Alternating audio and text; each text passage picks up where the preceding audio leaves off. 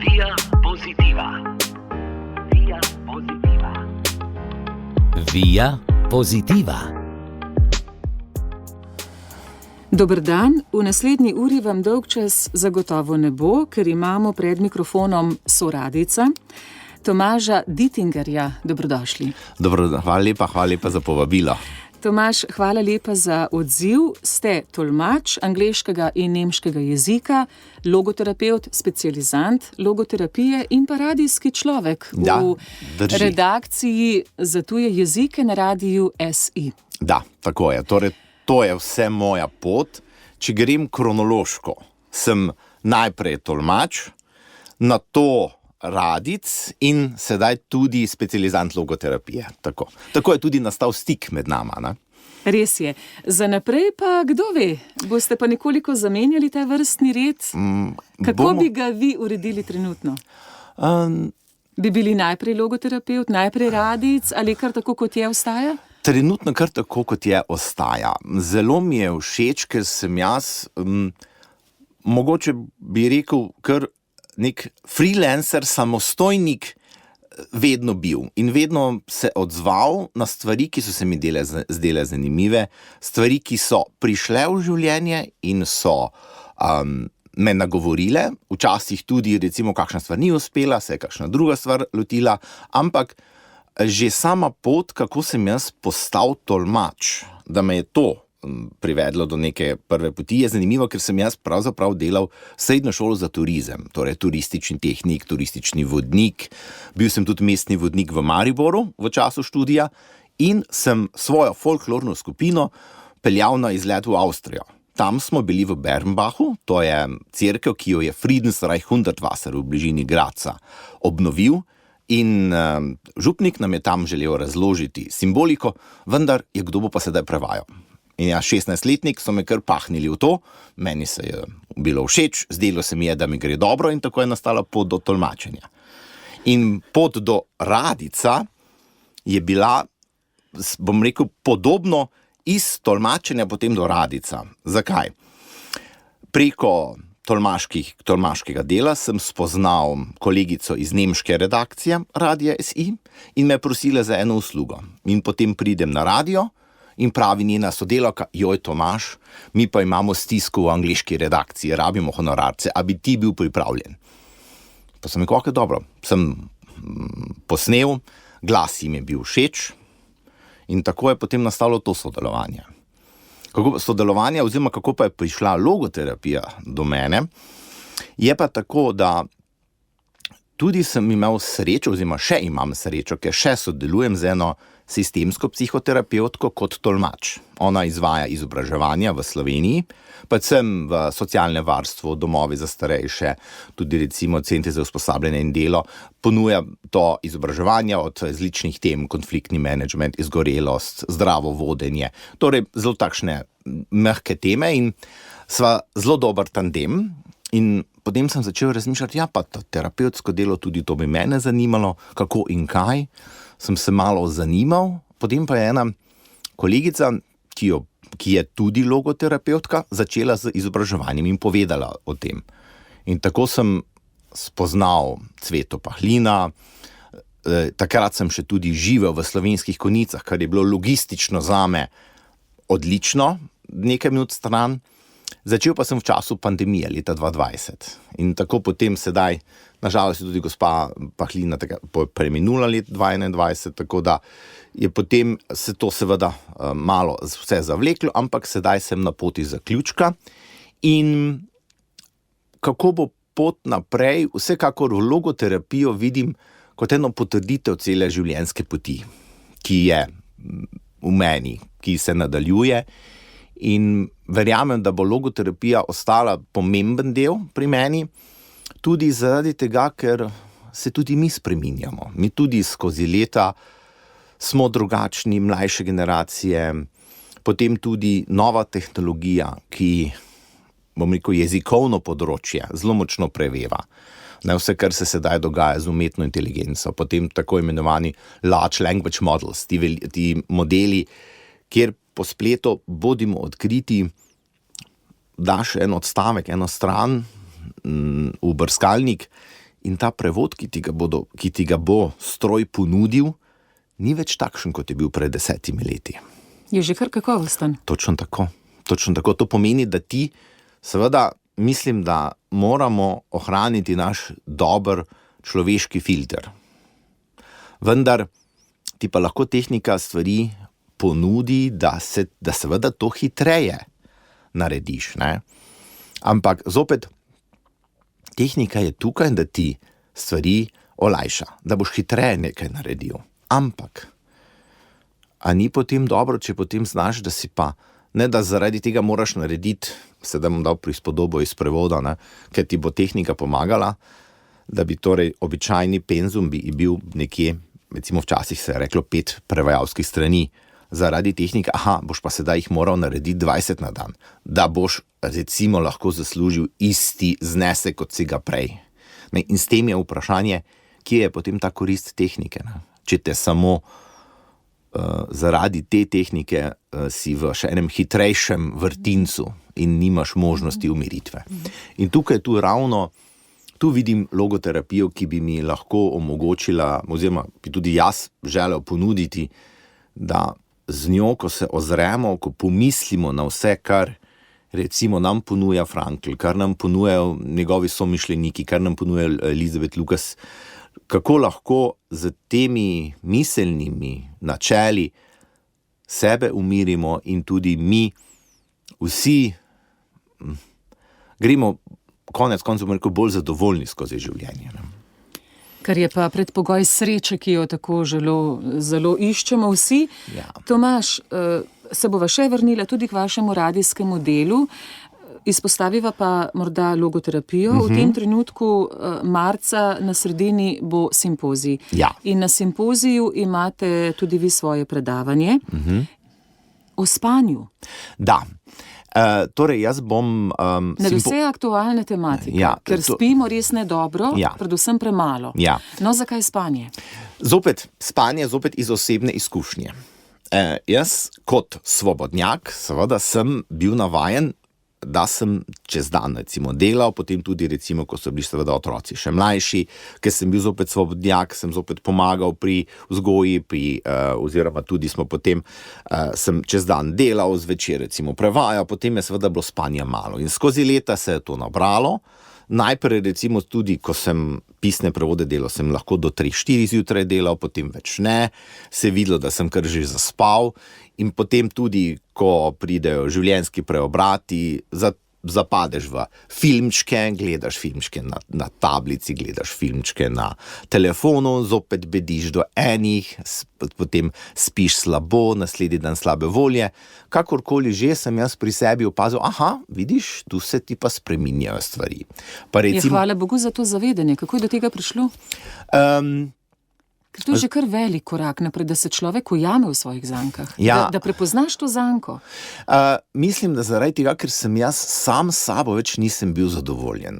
Nisem bil zadovoljen, kako jaz reagiram, kako sem se v sebi počutil in pa opazil sem, da seveda tudi mi kakšna koncentracija več ni bila tako dobra. Tako da sem opazil zopet znake, predvsem sem pa res opazil znake neke razdražljivosti, ki je pri sebi prej nisem toliko poznal. Menil sem, da sem bolj miren, da vzamem Razsoden človek delujete zelo. Ja, razsoden, hvala lepa. Da sem, nekako v sebi, ne bom rekel umirjen, ker sem kar živc tudi, ampak vsekakor, da... Ja, odzivi niso tako ekstremni. Ja, da niso, ampak potem sem pri sebi začutil, da je bilo to se pa res premočno reagiral. Ta neka nevrotičnost, živčnost. Ja. In potem sem začel s tem ukvarjati, potem pa v okviru študija, logoterapija so potem bile kakšne teme in ko smo tudi obravnavali seveda teme malo te nevroznanosti, potem tudi, ko malo brskaš po internetu, potem sem tudi nekatere tuje jezične podcaste in tako začel spremljati, ker mi je tudi zelo bilo zanimivo, pač seveda, ker kot jezikoslovec, da torej prenesem še tuje znanje, v naš svet. In zato sem tudi te stvari začel spremljati in začnem spremljati temo spanja in me to malo potegne vase. Potem sem naredil še eno predavanje v okviru študija in sem si rekel, veš kaj, to bi pa bilo dobro malo bolje raziskati. Potem pa razmišljam, ja, res, ko začneš te strokovnjake spremljati, ne, da če gledaš, podobno kot dihanje, ne, katerega se ne zavedamo, ampak ti lahko dihanje pomaga pri svoji umiritvi, pomaga ti lahko pri marsičem, isto je tudi s spanjem. Sploh se ne zavedamo spanja in ti pa lahko veliko stvari pripomore, ne, k neki celoti, k nekem tvojemu ravnovesju, in zato sem se začel s tem ukvarjati in sem zato tudi se odločil, da bi želel ponuditi delavnico v okviru našega kongresa, ki ga imamo vsako leto, in letos 14. in 15. marca bo že 10. logoterapevtski simpozij v Celju. Le za stroko?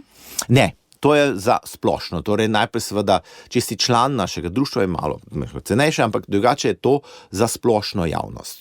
Če me zanima spanje in vse ostalo, kar se na simpoziju pokriva, sem vabljena. Ste vabljeni vsi, pogledate si samo torej logoterapevtski simpozij ali društvo Logos in tam je program, ker ni samo spanje tema. Tema je predvsem...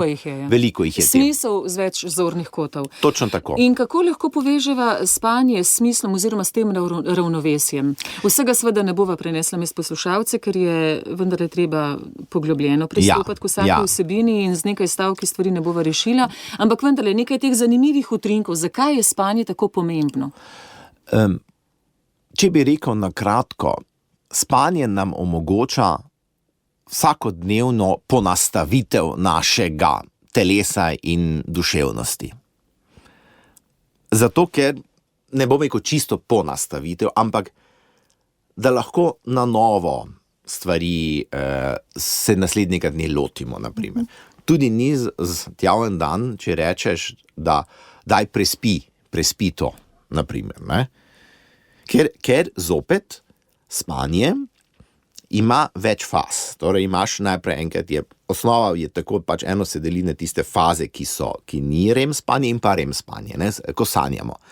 In recimo v tej fazi, ko sanjamo, je tako, da se ti tvoji spomini zopet na novo spremenijo, oziroma večkrat potem pravijo strokovnjaki, potujejo iz enega dela, iz tega delovnega spomina v malo bolj globlji spomin, in to ti zopet omogoče, da to si malo drugače razmisliš o tem. Z več zornih kotov lahko pogledaš na eno stvar in se ti bolj skristalizira neka jasnost. Lahko se ti skristalizira, lahko te tudi malo bolj zmede, ampak to je del življenja. Del procesa. Točno tako. Ampak vsekako ti spanje, jaz bi rekel tako, ne, to tudi ti strokovnjaki tu je to, kar jaz prebiram. Ne, ker jaz sem morda iz vidika spanja, ne bom rekel samo ampak predvsem sem se za to literaturo, ki je na voljo, začel ukvarjati, in ker je to mene zanimalo, sem se bolje še poglobil. In ti v okviru tega spanja lahko stvari, ne bom rekel, predelaš, lahko stvari na novo se spremenijo, ampak če spanje ne bi bilo koristno, bi ga verjetno evolucija izločila. Ali vse je skrajšala. Točno smo tako. Še vedno pri 8 urah. Točno tako. In to ostaja 7 do 9 ur, se vsi strinjajo, mi potrebujemo. Res pa je, da seveda se spanje se spreminja, imaš tudi obdobja življenja, ko enostavno ne moreš ali niti ne gre, da bi spal toliko, ali recimo najstniki, naprimer, ne, ki pravijo, da seveda ne spijo več in del časa spijo. Tudi ravno ta kolegica, ta terapeutka, s katero delam, je večkrat povedala, veste, najstniki, to so velika gradbena dela v možganih, v najstniških možganih. Tako da je tukaj seveda so potem ni presunljivo, da oni recimo potem radi več spijo, ali pa recimo, da je njihova koncentracija boljša kasneje, kot pa pred 8 uro, naprimer, ne. Tako, tu je veliko stvari, ki jih recimo znanstveniki so že odkrili, je pa seveda vprašanje, kako to pride potem v splošno javnost, ne. Pa recimo glede spanja, eno stvar še moram omeniti. To je ta treniranost, če želiš biti uspešen, moraš ostati ob 5. Ne, recimo veliko spravijo tisti uspešni menedžerji. Ja, ob 5 ostati že takoj v telovadnico ali teč, potem ob 7 že zadeva, in tukaj vseeno mogoče bolje, da poslušamo naše telo, ne? In naše telo, tako kot pravijo, tudi ni vedno samo narejeno na to, da se moraš vstati zjutraj, ne? In mi bomo govorili v okviru delavnice o teh kronotipih, ne? In jih bomo tudi poskušali udeleženci nekaj raziskati, ker obstaja tu vprašalnik na to temo. Pa nista samo 2 tipa? Ne, njih je 5. Njih je 5, celo tako ene teorije pravijo, da so 4, jih poimenujejo po živalih. Jaz recimo sem prevzel tisto, kjer je 5, kjer potem je en vprašalnik iz 70 let, ki pravijo, je kar validiran, saj zopet opiram se na tisto, kar sem jaz prebral. Ne, to je vedno tisti disclaimer, oziroma tisto obvestilo o izključitvi odgovornosti, bi rekli mi. To je pač ta kontekst presoje, da vemo, iz katerega izvira črpate. Ja. In to je tudi, mislim, da v današnjem svetu pomembno, da ti odkrito poveš, gledajte, jaz sem črpal iz tega, to je moj vir. In tukaj se mi zdi tudi ena stvar tega našega sodobnega časa, ne, da se veliko na družbenih omrežjih, vse posod, se skriva deloma, so rekli, kdo je rekel, naprimer, ne. Bodi odkrit, oziroma poišči vsaj toliko, da ti veš, jaz sem to tukaj prebral. Ključnost virov. Točno tako, ne. No, saj vi prihajate tudi z Filozofske fakultete in vi veste, v znanstvenem jeziku so viri ene izmed izredno pomembnih stvari. Na Filozofski fakulteti imate kakšno vlogo? Jaz sem tam, to je uradni naziv, je zunanji strokovnjak iz prakse. Torej, jaz recimo poznam kolegice, kolege, ki delajo na oddelku za prevodoslovje Filozofske fakultete v Mariboru. In tam oni še vedno izobražujemo tam tudi prevajalce in tolmače. Čeprav seveda vemo, da je naša prihodnost deloma oži se, oziroma tako bi jaz rekel, malo večja specifika je, mislim pa vseeno, da ta človeški faktor bo še ostal, bo pa seveda mogoče bolj v temu pregledu, mogoče bolj, da boš ti recimo vseeno še bil tista zanka v zadaj. In pa tudi tako, jaz še vedno verjamem, da bomo tudi ljudje prišli do tega, da bomo bolj pozorni na našo komunikacijo. Se mi zdi, da zelo hitro se v svetu kar meče besede, brez da bi premislil, kaj pa ta beseda povzroči pri nekomu. Bomo v teh besedah moče še kaj spregovoriti, ampak sedaj, da se povrnem na vaše vprašanje o Filozofski fakulteti. Torej, tam sem jaz zunanji strokovnjak iz prakse in jaz torej z študenti imam tolmaške in pa prevajalske vaje, večinoma za nemški jezik, nekaj tudi tu in tam za angleški jezik. Torej, jaz določen del vaj z njimi potem predelam, predvsem tudi želijo člani oddelka, da tudi se študenti, da imajo več predavateljev, da nimajo samo te čiste znanstvenike, ampak tudi, da imajo ljudi, ki so v praksi, naprimer, da jih tudi kdaj na kakšen kongres vzamemo. Ker različne osebnosti nagovarjajo različne seboj, smo si pač različni, nekomu ustreza eden drugemu drug. Recimo tudi, mislim, in tako tudi, ker pač jaz se z temi temami osebne rasti in tako ukvarjam, širše, sem tudi imel sedaj ravno pretekli semester, zimski semester za svojimi študenti na področju angleščine, smo imeli temo vadbeno konferenco, mock conference na temo, torej kako izboljšati svoje zdravje, kako recimo, tudi je bila tema o spanju, tema je bila recimo tudi o prehrani in tako, da tudi malo povežem potem druge teme s tem, ne.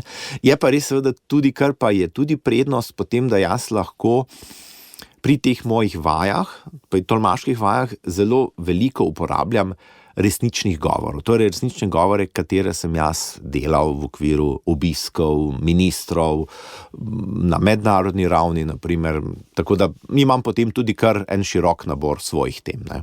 Ki potem je tudi zanimivo. Zdaj ste mi dali pa krasno iztočnico. Kakšen je torej svet? Svet v notranjosti, ta realen svet. Ko greste kam s politiki, z gospodarstveniki, kot tolmač, kako dejansko delujejo ljudje v tej družbi, delujemo, v kakšnih teh akcijskih odnosih smo, ker vemo, da svet medijev, obveščanja kaže eno podobo. Kakšni so pa resnično ti odnosi? Je dobra želja, je humanost v ozadju? Ali so res ti ozki interesi kapitala, moči? Jaz bi rekel, da je. Večinoma je. Res pa je, da to, kar jaz recimo opažam, tisto, kar so, recimo, ko se zares srečajo ministri na najvišjih ravneh, ne, to je zelo veliko stvari, seveda tudi, da lahko se stvari predstavijo, dogovorijo. V ozadju pa se potem opazi, je pa vseeno na delovni ravni, uradniki pa vse veliko stvari dogovorijo, naprimer. Jaz imam recimo tu največ izkušenj iz dela za Alpsko konvencijo. Torej, to je mednarodna pogodba vseh alpskih držav. In tukaj je tako, da tu imaš 2krat na leto imaš uradniške sestanke, ne, kjer se pravzaprav med državami dogovarjajo, kakšnih recimo, kaj bi podprli, kakšne ukrepe bi podprli, kaj bi bilo dobro, katerim tematikam se posvetiti, in potem na vsaki 2 leti, naprimer, pa ministri potem naslednje načrte dela in to potrdijo. Ne. In tukaj se ravno vidi, da ministri seveda imajo tudi svojo, ne vem, določeno politično raven, kaj želijo povedati, ampak večino dela pa seveda opravijo ti ljudje, ki so na delovni ravni v ozadju, ki tudi poznajo tematike, ki se ukvarjajo z, ne vem, okoljem, ki se ukvarjajo s prometom. Seveda je to v daljšem procesu, ne zgolj v času mandata. Ja, so pa, politiki so pa stvar, ki pa recimo daje neko tisto signalno raven, ne, in zaradi katere pa vseeno je neka v okviru celotnega aparata, bi jaz rekel, neka motivacija za delo tudi. Ne? Ja, dobro, da bo minister lahko nekaj dobrega oddal, naprimer, ne? Da bo lahko, ne vem, država Slovenija pokazala, kaj vse je naredila v tem času. Ne? Tako da, ta politična motivacija, razumemo, ja. Je pa res, da pa glede teh sestankov, ko so to na najvišji ravni, so to deloma zelo stresne zadeve, ne? Ker je vse časovno zelo napeto. Tako da so tista delovne sestanki pa delovna srečanja bolj prijetna, kot pa ta najvišja raven, iz delovnega vidika. Ne? Ja. Ampak zagotovo je vse to prežeto z logoterapijo. Kar delate, vsem vendarle iščete nek globlji smisel. Ja. Recimo temu v navednicah poklicna deformacija zdaj vašega zadnjega zanimanja in vstopa v študij logoterapije. Ja. Usmisliti to početje. Ja, oziroma jaz to tudi tako bom rekel, jaz to vidim pri sebi, kako je, vseeno, ker me je logoterapija potegnila vase, Frankl, vse to, kar berem, ker recimo imam vedno kakšno Franklovo knjigo s sabo in prebiram kakšne zadeve, ki jih na novo slišim. Potem tudi recimo... Tudi takšne, ki jih nimamo v slovenščino prevedenih. Ja, točno tako, naprimer. Tako več jezikovni človek. Ja, in recimo, in tudi to je tisto, da jaz sem zdaj že pri sebi opažam, postal takšen, da ko slišim besedo purpose, meaning, smisel, takoj postanem bolj pozoren. Ne? Pa recimo tudi vse, kar je v nemščini potem Sinn. Ne? In opažam, da vedno bolj poslušam z logoterapevtskim ušesom. Ker verjamem, da potem tisti smisel, ki ga nekdo išče, ne? Ker ni tako, da bi smisel tebe najdel, ti ga moraš iskati. In ti moraš biti aktiven, da iščeš in da si odprt do tega. Potem ga boš tudi našel in boš našel smisel v trenutku, v nekem obdobju in na koncu tudi širši. Čeprav jaz tudi razumem, tudi Franklovo življenje, ne, je čisti dokaz, da z nekim trenutkom smisla boš ti lahko šel korak naprej zase. Bi lahko, Tomaž, hvala za to odlično razlago, dobro ste povzeli, bi lahko rekli, kot je telesna kondicija pri postavljenem telesu v ravnovesju, je smisel, ki ga najdem v vsem, kar počnem, tudi ta osnovna bit duševnega zdravja. Je, jaz bi rekel, da, in tudi to kondicijo ti nabiraš. Na nekakšen način? Kako osmišljati? Jaz mislim, da tako, da hodiš okrog po svetu z odprtimi očmi in ušesi. Z tem, da si pripravljen se vedno znova soočiti s kakšnim novim znanjem, s kakšnim novim videnjem. In da enostavno daješ možnost tudi novim stvarem, da z novimi pristopi, mnenji se soočaš. Ne? S tem, da je seveda v današnjem času postaja pa težava tega, da pa je že tega včasih preveč in moraš včasih tudi reči, tako zdaj pa rabim čas za refleksijo. In ta kondicija, ki jo imaš, recimo jaz to tudi povezujem, ko Frankl pravi, ne, da smo mi trodimenzionalno bitje. Torej, da imamo telesno, imamo potem duševno in duhovno raven, oziroma to pač fizikum, psihikum in pa potem to duhovnost.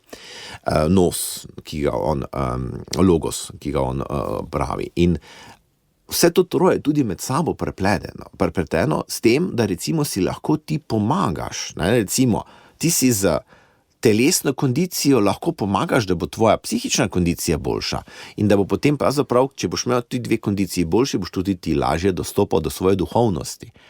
Ker to recimo je meni zelo všeč pri Franklu, ker on to duhovnost pravi, da seveda je tukaj prisotna, ampak zdaj včasih je malo v ozadju bolj, ne? Odvisno. Ne? Tudi... Skratka, ni izbira, ampak je pomemben del celote. Točno tako, točno tako. Ne? In ti si, tudi ko potem prebiraš te nove pristope, recimo neuroznanost, ne? In pa recimo neuroplastičnost. Se mi zdi zopet ena takšna zelo modna beseda. In to enostavno samo pomeni, naši možgani se ne končajo razvijati s 25 letom, ampak se razvijajo še naprej. Res je, da seveda boš morda po 45 oziroma okoli 50 in tako naprej, boš morda za kakšno stvar potreboval dalj časa, ampak okej, nič ne de, pač potrebuješ. Kondicijo lahko vedno nabiraš vso in pa recimo telesna kondicija, ne, ti lahko kadarkoli začneš nabirati telesno kondicijo. Dobro, seveda bodimo odkriti, stanja se zgodijo, kakšne telesne hibe, ne moreš vsega, ampak ti lahko si pomagaš z svojim telesom, da recimo se začneš gibati in ker se boš gibal, ti bo tvoj dopamin, serotonin, se ti bo to izboljševalo in boš postal tudi boljše volje, naprimer. Ne? Tako da imaš veliko možnosti, ampak moraš pa nekje začeti. Ne? In ko recimo, tu sem potem naknadno nazaj, začel razmišljati, vidiš recimo, kako tudi ta smisel, ne, ki ga nekdo išče, in nek cilj, ki si ga kdo zada, sedaj sem pozabil ime, to je bil en ta avstrijski smučar, ki je bil zelo na vrhu, uspešen, pa je potem imel nesrečo in je bil kar veliko časa v tale, se vem, še posebno vzdevek je imel, ampak sem ga pozabil in on je, ko je bil v bolnici ležal, je on si vizualiziral, kako on zdrvi po tej progi, ne? In je s tem že on v sebi mišice napenjal, naprimer. In s tem, ko je on prišel v rehabilitacijo, je dosti hitreje napredoval, ker je že treniral. In tukaj vidiš, koliko moči imaš ti v sebi. In to moč lahko zopet vzameš in jo potem lahko tudi koristiš zase in tudi za druge. In seveda, kaj pa je potem tisti smisel, ki te žene naprej? In tu bi se jaz seveda strinjal ravno v osnovi s Franklom, ker je to v osnovi ljubezen. Zdaj pa, ljubezen v kakršnikoli obliki. Lahko je to ljubezen, seveda do druge osebe, naprimer, tudi do nekega projekta, do nečesa, kar želi doseči, ampak če te tale, tista recimo ljubezen nekaj te vleče naprej, potem boš lahko napredoval, boš lahko torej tudi enostavno dosegel tisto, kar opaziš, da je v skladu s tem, kar ti čutiš. Tudi recimo tako pravijo odločitve, ki jih mi sprejmemo. Ne? Preden se mi zavestno odločimo za nekaj, smo mi odločitev že začutili. Ker ja, ti naš neuroznanstveniki pravijo temu ta amigdala in pa limbični sistem.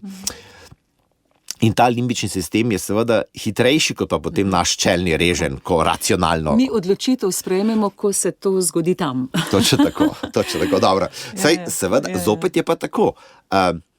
Ti pa lahko pošlješ informacijo. Drugače zopet nazaj, oziroma ti lahko tudi kot človek, ki pa seveda mi smo duhovno bitje, ti lahko tudi določeno odločitev ti premisliš, vzameš stališče, se odmakneš, recimo, naprimer, ne vem, bi tebi sedaj rekli, zdaj bi pa jaz šel pa vzel ta čudovit ananas, ki je nekje postavljen, ampak seveda, ker si v trgovini ali pa ker, ne vem, nimaš denarja, ali pa ker rečeš, ne, sedaj pa ne smem, moram se zadržati, želim se zadržati, ti lahko zopet svojo odločitev, ker imaš to tretjo dimenzijo, lahko ti se odločiš za ali proti čemu. Spremeniš. V tem res kratkem procesu. Lahko, ne? Spremenjaš. Ja. Si zmožen izstopa. Si.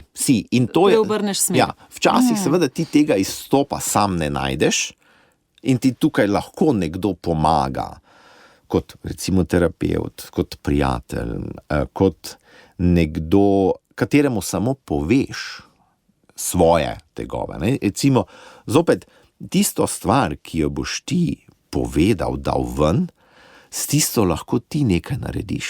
Če pa ne poveš, pa ona s tabo nekaj dela. Ne? Tudi čustva, na primer, so vedno energija. In to energijo boš ti usmeril, ali jo boš nekam ven usmeril, ali boš vase usmeril. In zopet, mislim, da je morda tudi eno od naših smislov v našem življenju, da ti sebe spoznavaš. Ne? Sebe spoznavaš in o sebi reflektiraš, na primer. In če se malo zopet povežem malo o tej refleksiji o spanju, ne? To, da recimo ti potem reflektiraš o sebi, preden greš spat, je včasih lahko tudi malo kočljivo, ker potem boš šel v mislih in ne boš mogel zaspati. Vzamemo si čas za refleksijo tudi čez dan, kdaj.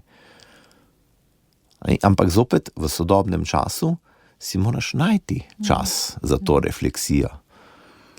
V tem sodobnem času je zelo veliko takšnih hipnih, kratkih receptov o vsem mogočem, o odnosih, o tem, kako se obleči, o tem, kakšno karierno pot izbrati. Skratka, res tega je polno. Tudi prehrana, recepti, kaj da, kaj ne, kaj izločati in glede spanja sploh. Je dejansko, ko ste to študirali, Tomaž Dittinger, obstajajo tipi bolj nočni in ljudje, ki dejansko so zelo jutranji. Ja. Obstajajo ti tipi. Obstajajo no pa vendarle, znotraj teh razlik, neka vendarle zdrava disciplina spanja je kakšna znotraj teh možnih premikov. Osnova tega je, recimo to, kar jaz delam, predvsem tole pač en Anglež, ki živi v Ameriki, dr. Matt Walker, naprimer, ne? In je tako, da on izpostavlja predvsem rednost. Torej pomeni, da bi bilo dobro, da se ti ob približno istem času vstajaš in greš spat. Da recimo, torej, če seveda imaš to možnost, ne, da in tudi ne glede na to, če je konec tedna ali je med tednom, da ob približno istem času greš spat in se potem zopet vstaneš. To je, mislim, da tisto, kar je prvo, kar je izpostavlja. Ne? Ker tule je malce izziva naslov vašega predavanja na logopedskem simpoziju sredi marca. Noč ima svojo pozitivno Ja, seveda jo ima, zato ker jo lahko izkoristimo, ker mi ti, če potem enkrat, da se malo pri spanju rečeš to, ker bom se malo discipliniral, pa potem, če imaš možnost, da se še uskladiš malo s svojim kronotipom, za katerega pravijo, da je genetsko pogojen, in če se imaš to možnost uskladiti, potem boš ti lahko izboljšal tako predvsem svojo kvaliteto spanja. In za to boljšo kvaliteto spanja boš lahko vplival na marsikaj potem v ostalih 16 urah, ko ne spiš. Ker človek je edino bitje, ki svoje to spanje prekinja z budilkami. Ne? In ki ne gre spat, kot narekujejo naravni ritmi. Ne? Pravijo ravno o teh kronotipih in o tem spanju, namreč so delali raziskave tudi, ko so ljudi dali v jame. In so ljudje v jamah, torej niso imeli nobenega možnosti, torej niti svetlobe, niti ničesar. In takrat so seveda tudi ljudje se različno hodili spat, ne, tudi takrat. In pa tudi to iz evolucijskega vidika so to obrazložili tudi tako, da torej v času, ko je bil človek še torej lovec in nabiralec, in so živeli v skupnostih, takrat so seveda tudi že takrat ljudje drugače hodili spat. In s tem je skupnost bila bolj varovana. Zato, ker recimo nekdo, ki je šel spat 2 uri po sončnem zahodu, se je hitreje zbudil, kot pa tisti, ki je šel spat 4 ure po sončnem zahodu. In s tem bila skupnost zopet zaščitena. Ne? In pravijo, da smo še določene te značilnosti ohranili. In ker smo jih ohranili, potem je tudi dobro, da izkoristimo te prednosti, ki jih ponujajo. In pri teh kronotipih, pri tej svoji pozitivni moči, noči, mi lahko tudi z majhnimi napotki že izboljšamo. Ne? Ena stvar, ki sedaj ne bom govoril, torej govorili smo o teh, da imaš redno. Potem pa recimo drugi 2 stvari, ki sta meni bili zanimivi, je eno je seveda tema, no, oziroma to sem že sam vedel, ker recimo to, da ko grem kam na službeno pot, imam sabo vedno masko v nahrbtniku, za oči je se pokazalo kot izredno dobro. Predvsem se je pa to pokazalo, ker sem jaz imel v stanovanju prej torej rolete in sem vedno v temi spal in ko potem opažim, ko sem kdaj pozabil, se mi je že zdelo, čakaj, zdaj pa nisi tako dobro spal, naprimer. Ne? Če smo v hotelski sobi, kjer so televizijski ekrani in tista majhna drobna rdeča pikica je lahko izredno moteča. Ja, točno tako. In drugo okolje. In pa seveda bistvena stvar, ki se pač seveda mi, ker nimamo mi teme, potem pa, ker zaradi napredka luči in tako dalje, smo se prikrajšali za temo. Ja, svetlobnega onesnaženja je Ja, veliko. tako, ne. Ampak seveda najhujše svetlobno onesnaženje so pa naše pametne napravice. Torej še vedno drži, pred spanjem ne. Ne, zakaj? Zato, ker je bistveno seveda za spanje je melatonin. Ne? In ta hormon se začne sproščati v večernih urah. In je pa seveda tudi to sproščanje vezano na naše oči. Ne? Tu so pa niso samo vidni živci, ampak tudi receptorji za svetlobo. In ti receptorji za svetlobo seveda tudi so občutljivi. Pravijo, da so seveda ti receptorji v jutranjem času, torej manj občutljivi, torej zato rabiš več svetlobe zjutraj, da se prebudiš. Ob večernem času so pa bolj občutljivi, kar pomeni, da te hitro svetloba potem zmoti. Naprimer, in zopet ti lahko ovira pri tem, da boš lahko zaspal, ne? Ker ti bo preveč aktiviralo, ne? Tudi ti bo deloma kortizol aktiviralo, ker ti bo zaradi tega dražljaja v očesu, zaradi zaslonov, se tvoji možgani ne bodo mogli umiriti. Ne? Marsikdo v bran temu reče, sem pač nočni tip, po noči zaživim, ampak kdaj se potem začnejo kazati posledice, samo ne kaževa. In kakšne te so? Zelo veliko, tudi strokovnjaki, ne, ki se ukvarjajo z spanjem, tudi sami govorijo o tem, sej imamo tudi kakšne težave, oziroma imamo obdobja, ko ne spimo dobro. Ne. Zdaj, prva stvar, ki jo pravijo, je, da predvsem ne takoj klicati hudiča, bomo rekli. Torej, če se daj do noč, po 2 nočeh ali karkoli. Ne? Ker imamo mi še tudi v telesu še drugi mehanizem, ki sicer je ločen od cirkadianega ritma, ki je genetski, ki so kronotipi. Potem imamo še hormon adenozin, ta se pa nalaga. In ko se on nalaga, postaješ vedno bolj zaspan. Aha. In zaradi tega seveda tudi, če boš ti kakšno noč, 2 noči imel, potem se bo tebi to nalagalo, potem seveda boš pa spal, boš pa potem zaspal, naprimer. Ne? Skratka, ko je tega hormona dovolj, ko se ta naloži. Ja, točno tako, ja, ne moreš več. Pa če je svetlo, pa če je tako, boš zaspal svoje. To je to, ampak seveda, če pa imaš mehanizem. samo težava potem glede potem nespečnosti, ne? Seveda nespečnost najbolj tista, ne? Ali pa ena stvar, ki se potem dogaja, je ta dnevna, torej pa, da si čez dan, ne, utrujen, oziroma čez dan, ker se tudi ti naši ritmi spreminjajo in na osnovi kronotipov imaš seveda tudi ti čez dan neko obdobje, ko si manj aktiven, ko recimo ti bi tudi ustrezal, da greš recimo na kakšen majhen dremeš, ne, to siesto, ki jo tudi pravijo. Ampak zopet je to odvisno od posameznika. Tukaj pri teh siestah, pri teh počitkih pravijo strokovnjaki, da bi bilo bolje, da ni prepozno v popoldan, zato da greš zopet po noči ob svojem času spat.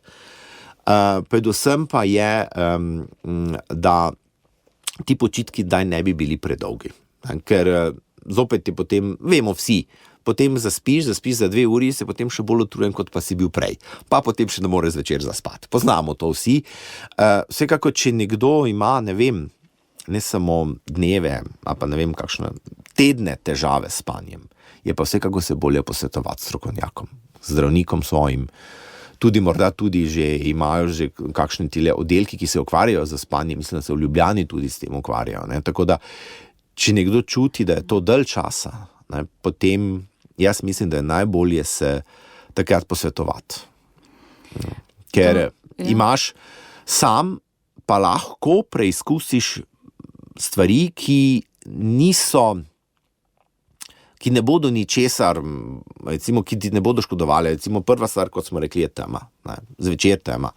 Potem, recimo, ena stvar, ki se meni zdela zelo simpatična, če si že mi dajemo budilke, da se zjutraj zbudimo, si pa nastavi budilko tudi za zvečer. Recimo, si nastaviš budilko 1 uro pred tvojim spanjem, bom pa začel torej zniževati. Pomeni, znižaš svetlobo, naprimer manj, se odločiš, dobro, napišeš še zadnja sporočila, pogledaš recimo zadnji post iz Instagrama ali iz Facebooka in potem se pa odloči, ok, si bom pa zdaj privoščil kakšen čaj, kakšno knjigo, torej, da si ti zadnjo uro pred spanjem umiriš, ne.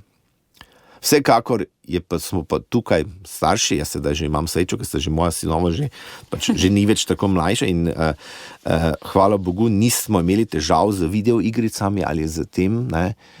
Ko deloma tudi slišim, starši sploh ne vedo, kdaj gredo njihovi otroci spat, ne, ker so vsak v svojih sobah.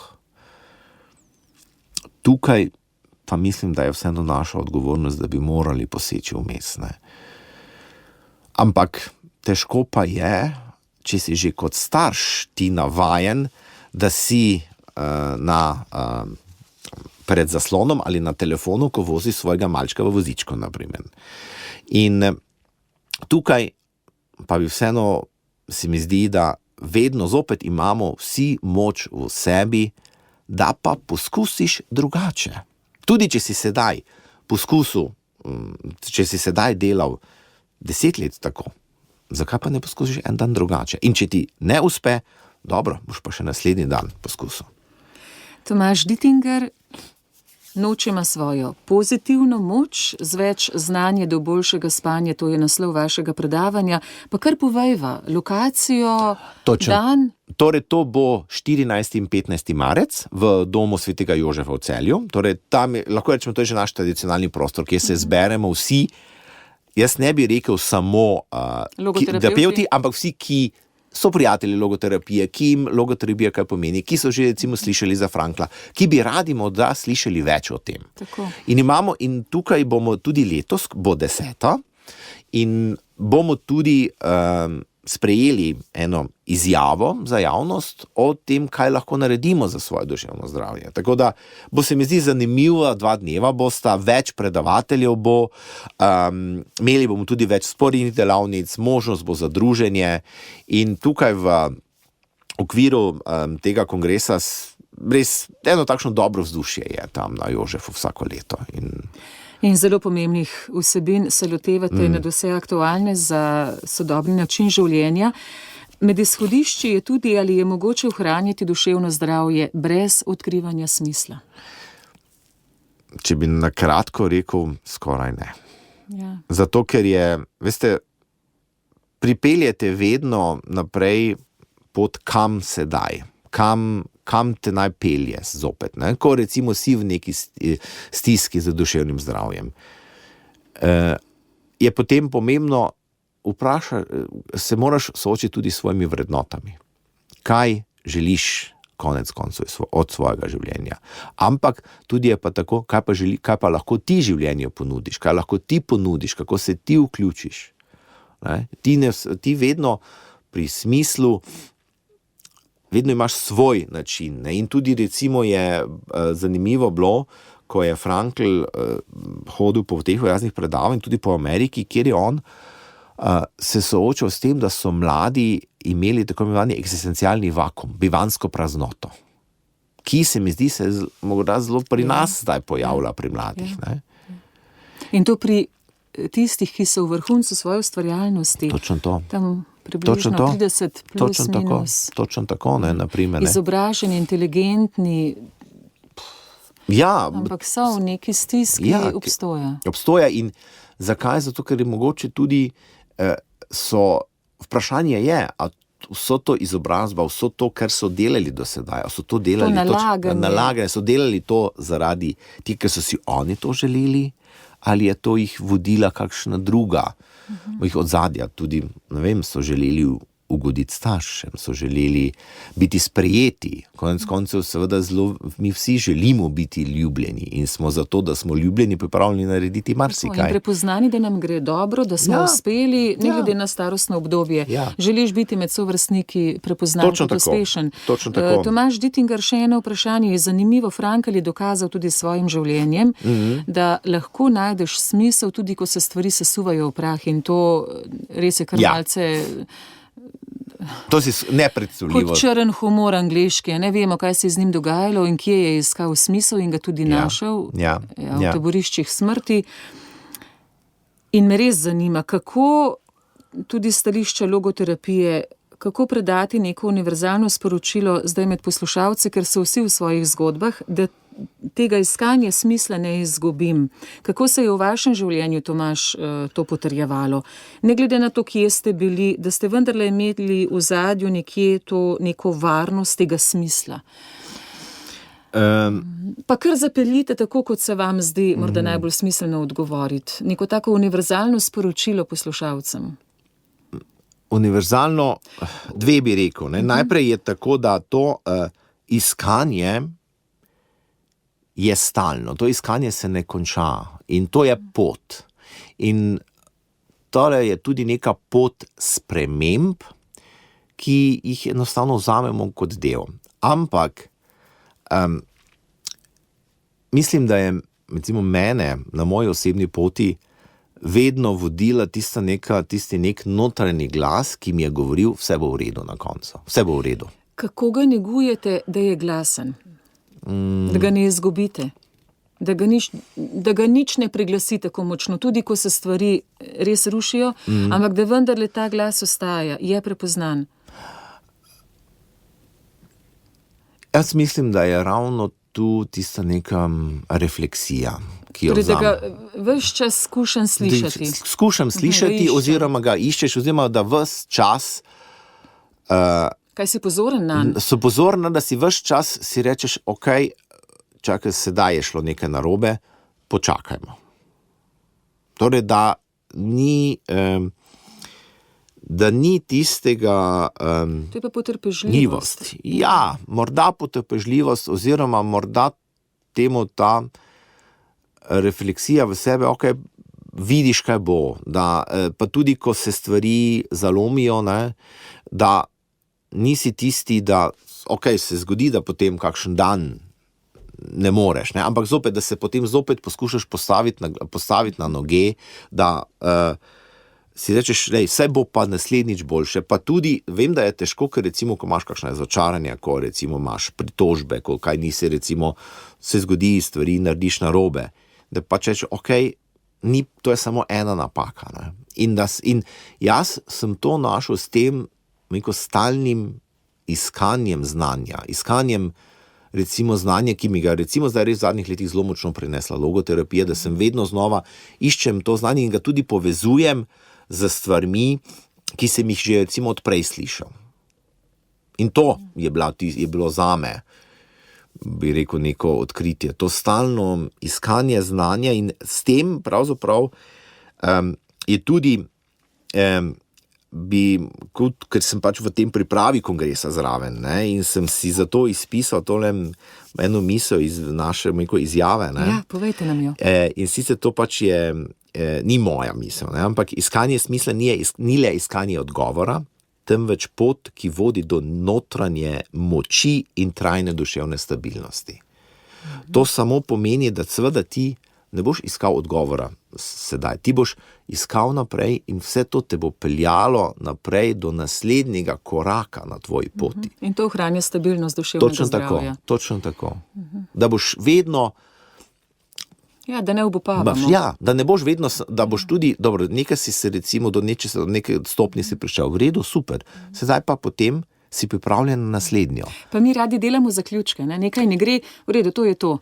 Pa narediš križ, če sva že prej uporabila tudi Hudobca. Dejansko je v teh ljudskih rekih veliko premišljenosti. Ja, je. Skratka, ne zaključujmo prezgodaj. Redko se zgodi zaključek. Življenje je načeloma pot, so spremembe. Je načeloma pot, so spremembe. Ker smisel je tudi v tem končnem za nas, torej v smrti. Tudi smrt ima svoj smisel, ne? Znova ni zaključek, znova ni konec, ampak je prehod. Je prehod, ampak je pa zopet tako, da naši možgani pa seveda radi zaključili. To je tisto. Ne? Naprimer, recimo, če pustiš en film, to je zopet če je en film v kinematografu, če je srečen konec, vse lepo konča, so vsi zadovoljni. Če pa je negotov konec, potem pa vsi gledamo ob koncu filma, kaj je sedaj. Ali sploh nedorečen. Točno tako. Tisto je sploh nerodnost. Tako da kako možgani pa kličajo, ne, še en prezor, prosim, da vidim, kako se je zgodba končala. To se mora končati.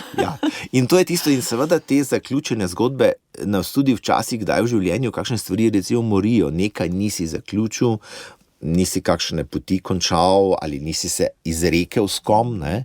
S tem, da pa vedno pa imaš možnost potem ponovno iti kakšno stvar, če želiš to zaključiš, ali pa, da se sam tudi sprijazniš, da pa rečeš tako, tega več ne bo, sedaj bom jaz to z vso hvaležnostjo spustil, ni bilo namenjeno in grem naprej po drugi poti.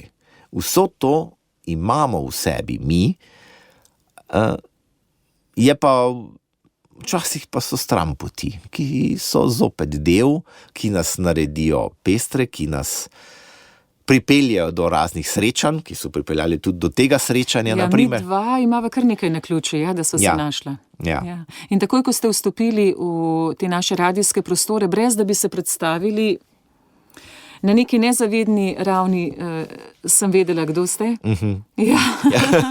To je res zanimivo. To pomeni, da iskreno živite to, kar delate. Ja, trudim se, ni pa se pa veselim, sedaj že veselim, da ta pot ni pa nikoli končana. To pa je. Včasih sem že, to pa to, sedaj pa se že res veselim vsega, kar pride in recimo dobro, tudi še eno stvar, recimo, ki jo pripravljamo v okviru našega logoterapevtskega kongresa. Jaz sem recimo malo bolj tehnična podpora tudi pri kongresu. Recimo pripravim kakšno splošno PowerPoint predstavitev ali recimo, da imeli smo tudi že Zoom povezave, recimo, ker smo imeli tuje predavatelje, naprimer, in sem jaz potem to tolmačil, pa recimo tudi naredil Zoom povezavo. Sedaj pa bomo tudi v okviru tega našega kongresa bomo tudi predstavili eno monodramo o Cveti Pahlina.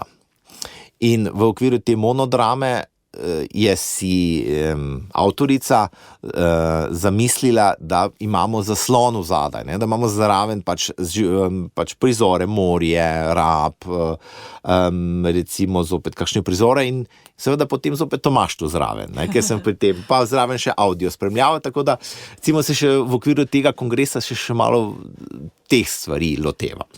Ja, čestitke pri vseh vaših zanimanjih, Tomaž Dittinger, in znova vabilo v sklopu kongresa, ki ga omenjava v Celju 14. in 15. marca pri Svetem Jožefu. Več zelo zanimivih logovsebin z ospredjem seveda smisla.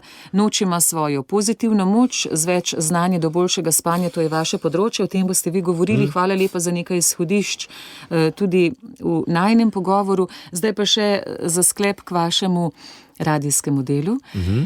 V Svetu novic ostajate, to strnjeno poveste v tujem jeziku, v nemščini, kaj se dogaja v angleščini. Ja, sicer moram se popraviti, ker tu pa tam sem pa tudi v nemščini, ne, ker je nemščina tudi... Kaj je pa bolj vaše? Nemško ste začeli, ne, kot 16-letnik? Nemško, ne. A je bilo takrat v angleščini? Ne, jaz sem leta 2017 sem začel, ne, ko v angleškem redakciji.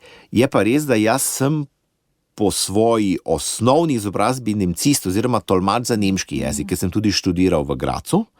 Ne, tolmačenje, tako da jaz prvenstveno tolmačim nemščino, ampak... Na radio je si, ste pa pač v angleški, ja, s tem, da pa sedaj imamo tudi malo kadrovskih, ker sta dve na podrodniški, tudi sedaj nadomeščam v nemški redakciji, tako da se me kdaj tudi v nemščini sliši. No in slišimo vas ob koncih tedna. Če potem ob koncih tedna, ja. Kaj nam poveste, kako je v prometu? Povem prometne informacije, to prometne informacije in pa povem splošne novice. Torej, to so kratke novice, 2 do 3 minute, recimo pač povzetek malo slovenskih, malo tujih novic. Je pa to res, zato tudi imamo v tujem jeziku tudi slovenske novice, da tudi recimo tisti tujci, ki živijo v Sloveniji ali se peljajo skozi, tudi malo oni vedo. No pa me zanima še to, ali skozi smisel logoterapije preudarjate, kaj povedati, kateri novici dati prednost? Imate lahko to svojo presojo, svoj fokus? Pravzaprav si svobodni. Svobodni si. Jaz poskušam tako, da če se le da tudi kakšno čim bolj pozitivno novico vključim v to poročanje. Krasno, Tomaž. Zdaj, ko vemo, vas bomo še raje poslušali. Boste vi poslušali nas? Zagotovo. Bolj kot sedaj. Tako, z radija SI, Tomaž Dittinger, sicer tolmač za nemški in angleški jezik, tudi specializant logoterapije, deluje tudi na Filozofski fakulteti Univerze v Mariboru. Hvala lepa za izredno zanimiv, dinamičen pogovor, kot rečeno že prej, na vseh področjih veliko uspeha, ker ste človek talentov in na simpoziju občinstvo, ki bo radovedno in ki bo znanje potem preneslo tudi v svoja okolja. Bolj kot bomo naspani, bolj bomo zadovoljni. To ste čudovito povzeli. Hvala lepa vam, gospod Ličen, za povabilo. In res tudi meni je bilo zelo prijetno in zelo sem užival v najinem pogovoru. Ja, vzajemno, res v veliko zadovoljstvo. Srečno, Tomaž Dittinger. Srečno tudi vam. Via Positiva. Via Positiva. Via Positiva.